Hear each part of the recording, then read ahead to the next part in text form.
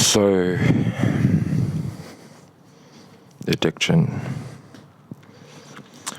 I've been someone who has had an experience of addiction, and it's something that kind of took me a little bit by surprise, to be entirely honest with you. I was never really someone that felt as if they were prone to such, although I often joked that I had an addictive personality. I didn't really know fully what that meant. I didn't really fully understand it. At least now, in comparison, when I'm thinking about the times when I said that, the kind of behaviors that I was pointing towards, and the behaviors that I've experienced now, wherein I've been actively addicted to a substance. The two things are night and day difference. What I was referring to when I was talking about addictive personality, addictive behavior, these were all involving entirely innocuous things. Just maybe binge eating, maybe internet use, maybe having some cups of coffee, right? Drinking more coffee than the typical person might. Doing a lot of exercise, stuff like this.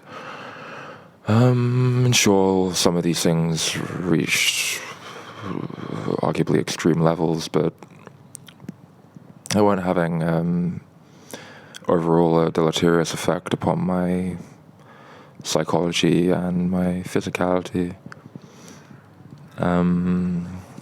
Perhaps, though, with exercise, that's wasn't the case, and incidentally, it was actually a physical injury that was brought about from this exercise addiction, namely cycling and a lot of walking also combined. That kind of it was a knee injury that I had, and it was very bad. I had huge knee, my right knee kind of exploded, just blew up, and it's full of fluid. I had to get it drained at the hospital, and I wasn't able to walk for a period of time, was on crutches, and still, even to this day, the knee hasn't really gone back to 100%. It's still entirely compromised. Feels like it's lacking, the structural integrity is all gone, and I can't really do things at the same level of intensity or duration as I once was able to. And it was during the time of this injury, which was compounded by a bunch of other life events that were going on, more so emotional things, emotionally based things, that put me in a very kind of weak and vulnerable position, wherein I was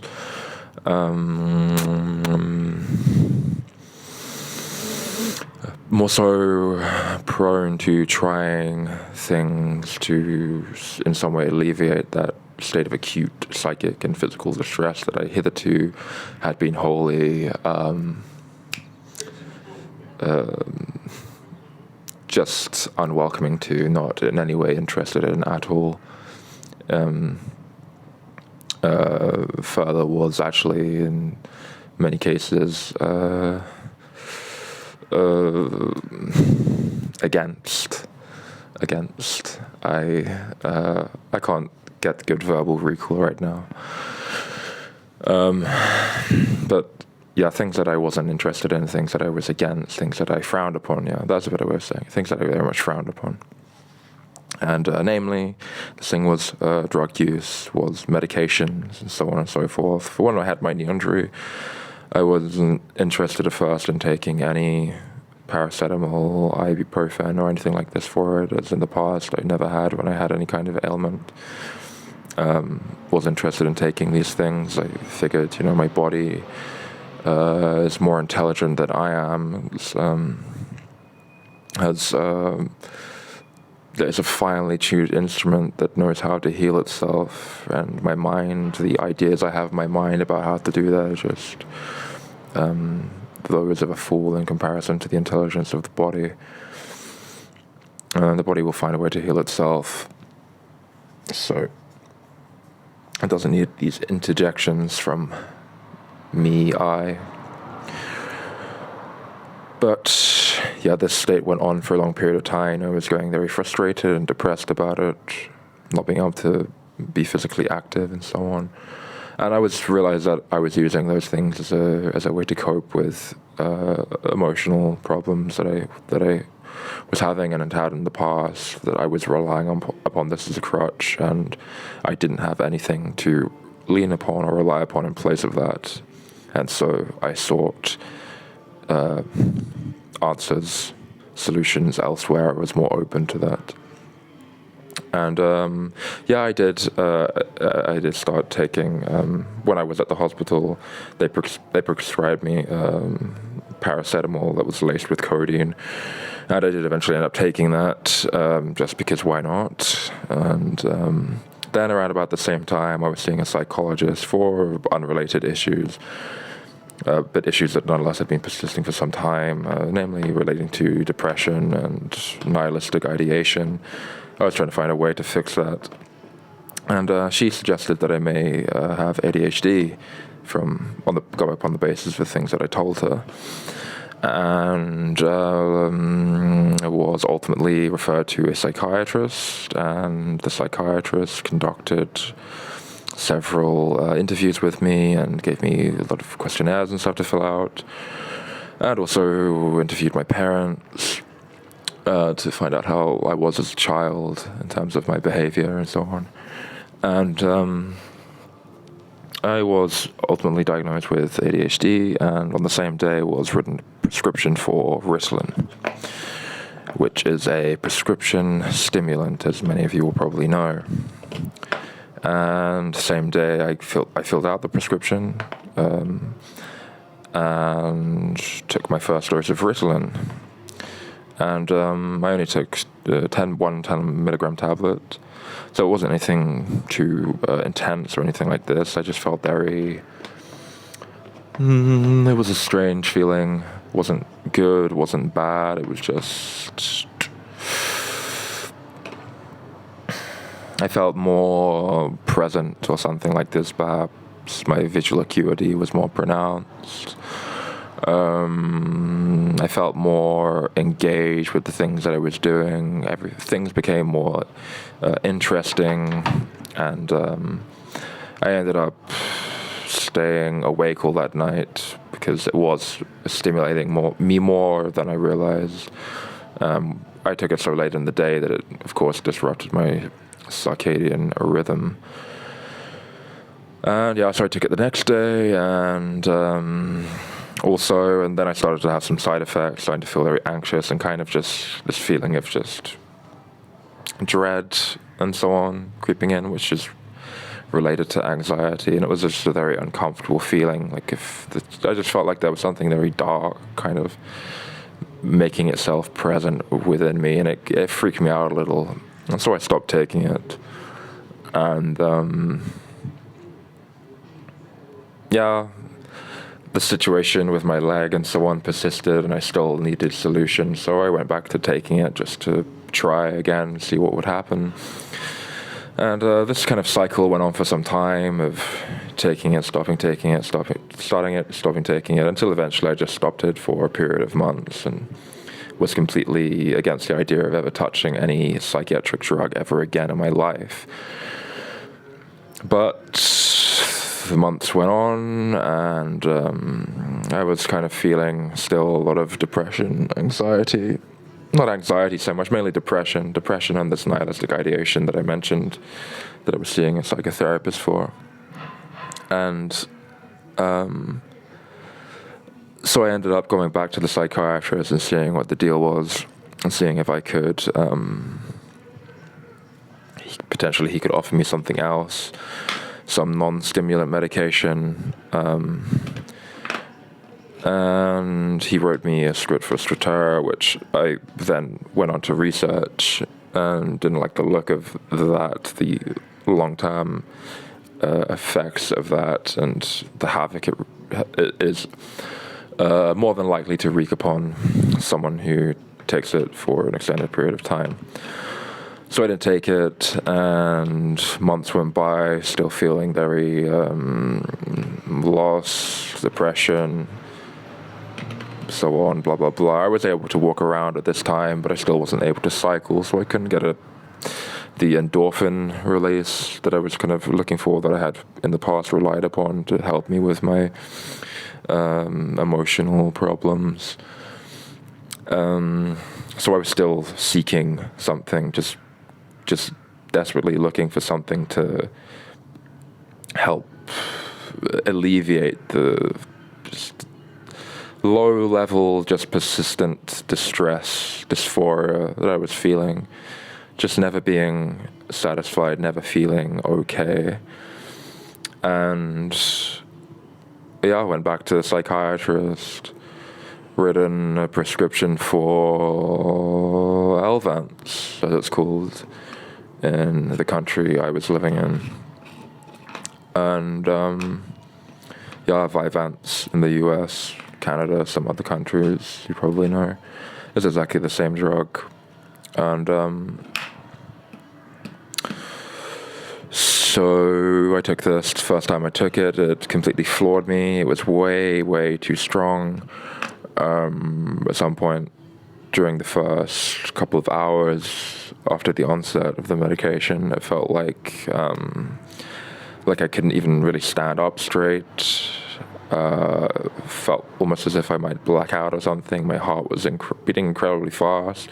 Had a lot of tension in my chest. But after that, I started to feel a little bit good, or okay, I suppose. But I was still very uncomfortable. My heart was just beating so fast the whole day, and I had way too much energy. I walked around for hours that day and night also, and I didn't sleep that night. And I took it the next day, and it was basically the same, just a little bit less intense. Walking around a lot still, and also no sleep. And so I think then, after that day, I decided, this isn't for me, this shit. If it's going to continue like this, then I'm not interested. It's just going to be just overall harmful and not conducive to what I want to be feeling, where I want to be at, how I want to be living my life. And then many more months passed, and I go back into the same sort of, for the most part, the same sort of depressive, dysphoric, anhedonic state where nothing was really pleasurable, and I just felt very dissatisfied and lost. Though I must say this was punctuated at numerous times with a sense of satisfaction and joy and peace and contentment that I had experienced in the not so distant past, when I was still able to do the things I wanted to do, like riding my bike and so on. And even before that, going into teenage years and childhood and so on, where these feelings were also present. But through the course of early adulthood, 20s, this was much less and less the case. And so I was using things to help with this. But so I ended up in a moment of weakness again and desperation, reaching for this bottle of Elvance that I still had, a basically full bottle of Elvance that I had in my drawer from all these months before. Maybe it was even, I think it was maybe 6, 7, 8 months I'd gone without, after this 2 days of initially taking it after being prescribed. And I was out of the country, actually, I believe, at this point in time. Not that that's in any way really relevant to the story, but I took half. Yeah, I opened up the capsule, in case you don't know. It's not very, you don't need to know. Don't take this shit under any circumstance. The Elvance is in a capsule. It's not a pill. It's a little capsule filled with the the blend of lysine and dextroamphetamine. And so I emptied out half of this 30 milligram capsule and mixed it into water and drank that, and then saved the next half for presumably the next day. And I took that, and it basically gave me everything I'd been looking for. Sad as it is to say. I just felt, all of the depression and despair lifted, and I felt enthusiastic and happy and content. Things were interesting to me again, and I had quite a nice day, just walking around the streets and of Oslo, I believe it was.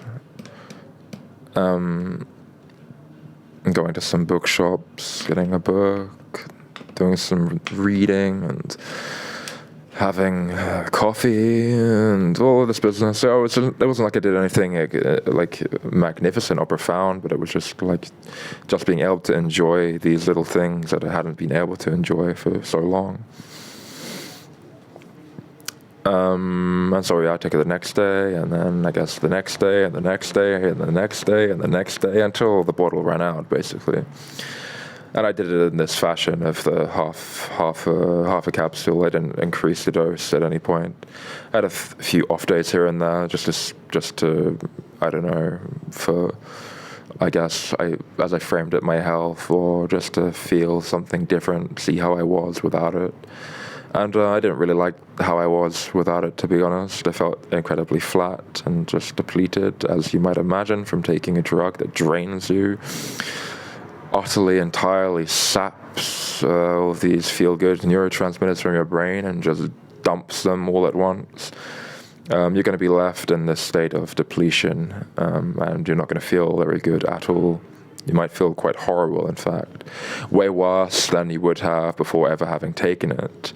And the tragic fact of the matter is that this state actually persists, so it seems, as I've found out, way past the point in time at which withdrawal from the drug has ceased, and you've ceased your use of it.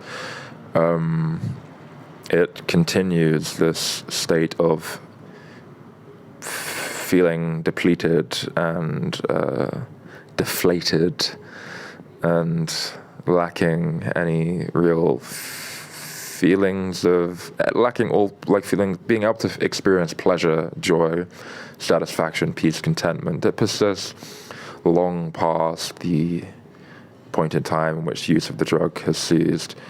And this state is much lower than you're basically at a state below baseline.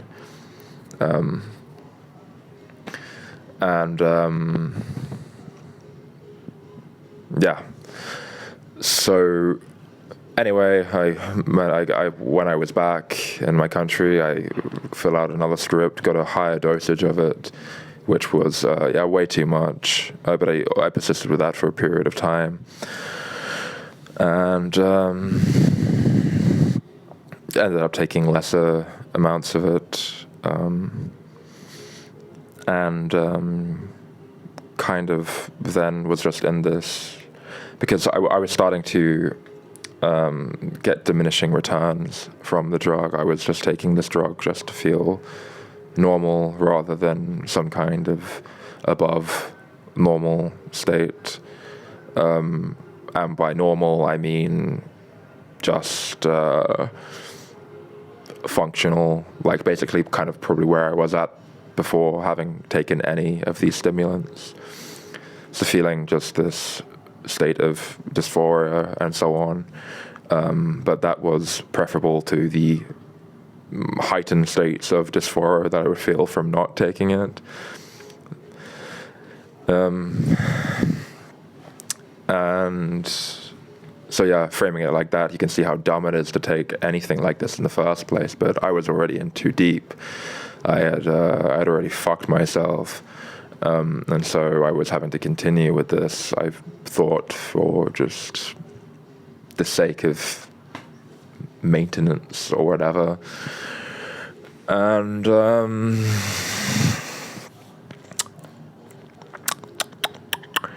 so given that this was the state of affairs, I was, and I could see what was happening, I tried to numerous times quit, failed, relapsed, and just went through this cycle over and over again. Sometimes it would be days, sometimes it would be weeks, sometimes months even. And the period of times where it was months was only by virtue of the fact that I was actually out of the country and had no access to the medication. But didn't have anything with me and wasn't practical for me to return to the country to get a script for it and collect more. And the whole time, more or less, that I was away, I would think about this drug and try and figure out how, in some occasions, how I could get it to me so that I could take it in this country without having to return to my own country to retrieve some. And it's really kind of embarrassing to think about how I was in these occasions. It's very pathetic, but of course, being more kind on myself, I can see how my brain was basically just hijacked, and that it wasn't really me that was thinking these thoughts. It was the way that the drug had restructured my reward system, meaning that the only way that I could feel rewarded, that I could feel pleasant feelings, was by taking the drug, because it had elevated my dopamine level, as I understand it. So I'm going to make some errors here, perhaps, in my explanation of this, but basically the drug had stimulated dopamine, which is primarily what amphetamines stimulate, although to a lesser extent they also stimulate norepinephrine and serotonin. Stimulated my dopamine, raised it to such levels that were so high above baseline that everything, just regular, normal, daily things that should bring about pleasure in of themselves, just utterly paled in comparison.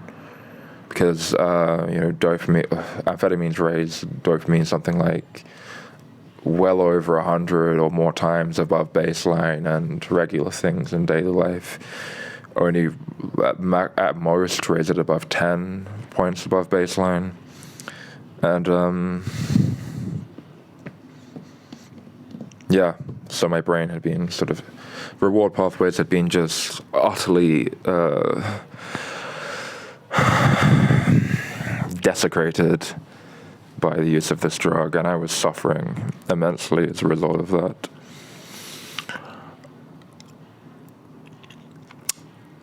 And so that sort of brings me to the point that I'm at now, wherein it's been a fairly significant amount of time since I've last used it. At this point, perhaps the longest, actually, since having begun it. And I'm starting to feel like its grip upon me is loosening in a fairly substantial way. Although I would be lying if I were to say that it didn't still have a grip on me. Of course it still has a grip on me. It's some people who've taken amphetamines, particularly methamphetamines, I guess this is more so the case in people who have taken far, far greater and significant quantities than I myself have. I never took more than a prescribed dose. For the most part, less than my prescribed dose of this drug. But for people who've actually really abused it in a more so recreational sense, they say that even decades later, they still think about it, even dream about it every night, as it seems to be with the case of some methamphetamine users. So it still has a grip on me, but the grip is loose, and I'm turning my attention towards other things, more important, fulfilling things. And thinking about why people get into addiction in the first place, really kind of analyzing this for myself, and as a result of such, figuring out what the way out of that is. And at this point in time, the conclusion that I seem to be continually butting against is that solution looks something like love. It looks something like connection. There are theories about how drug addiction is all about trying to build or engender some sense of connection that is lacking, connection with oneself, connection with the world, and connection with others. And for myself, I can see how this is very much true. I felt disconnected, I felt atomized, lost. And the use of this drug, for me,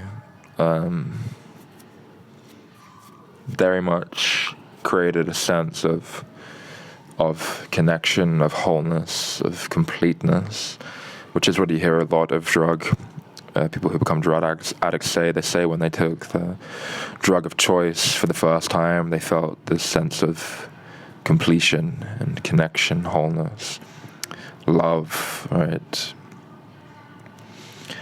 And so the way out of that is to foster real love, real connection, not this sort of artificial, chemically induced approximation of such.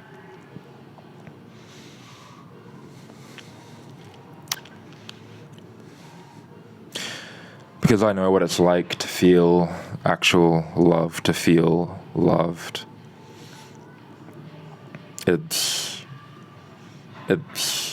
The feeling is comparable, but it's more real because it is real. And the good thing is that you don't gain tolerance to it, it seems. Love is just love, or something like this.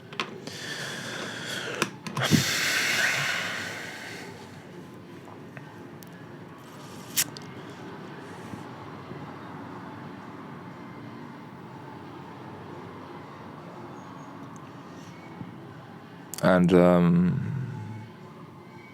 dare I say it, such is the solution to a lot of things. Beyond just addiction, it's solution to many of the problems that people face.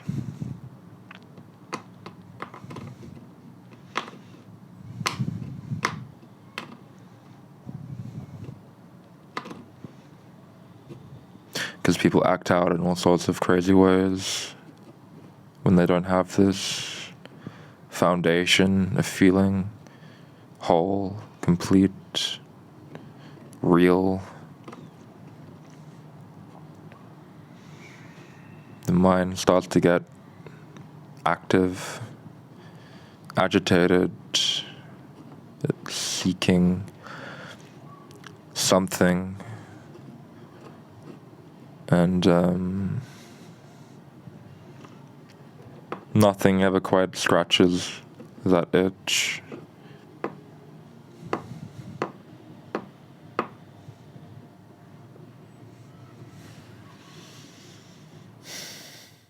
What is the definition of madness, my boy?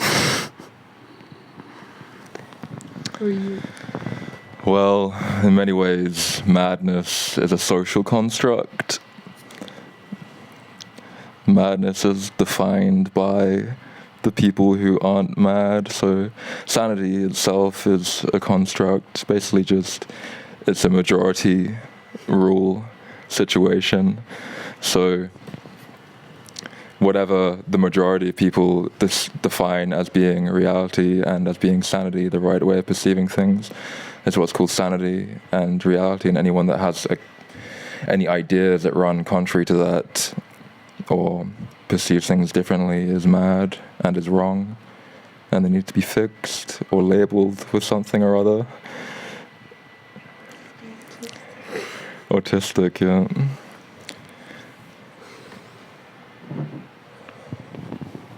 Next question.